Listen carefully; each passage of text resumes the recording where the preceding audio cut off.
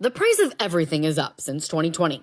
But in absolute terms, nothing has gone up more than mortgage rates. With the 2024 presidential contest coming into focus, housing affordability will be among the economic issues at play. GOP frontrunner Donald Trump is sounding the alarm about threats to the American dream, penning an opinion piece saying things were better off when he was in charge. Writing, quote, "When I was in office, the 30-year mortgage rates reached a record low of 2.65%, and the median income American family could afford a mortgage.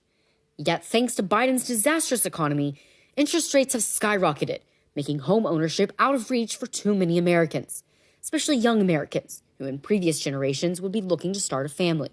Mortgage rates remained low in the early months of Joe Biden's presidency, then began accelerating when the Federal Reserve raised interest rates to combat inflation.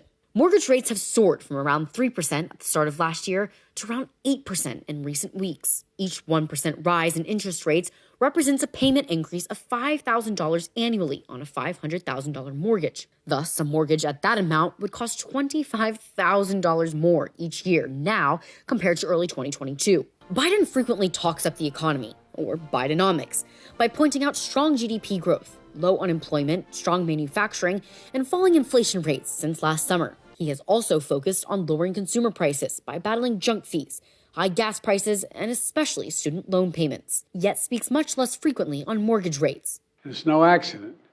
It's Bidenomics. But it could be a mistake. The problem particularly affects younger voters, a traditional Democratic base, because they are a subset looking to buy their first homes in order to build wealth and set the stage for raising a family.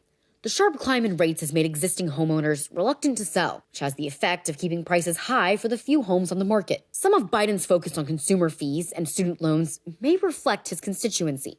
Republicans are historically much more likely to own homes than Democrats, whereas Democrats are more likely to hold student debt. Still, home ownership falling out of reach for younger voters reflects the wider conundrum Biden faces on the economy. His economic approval rating is a dismal 38.4%.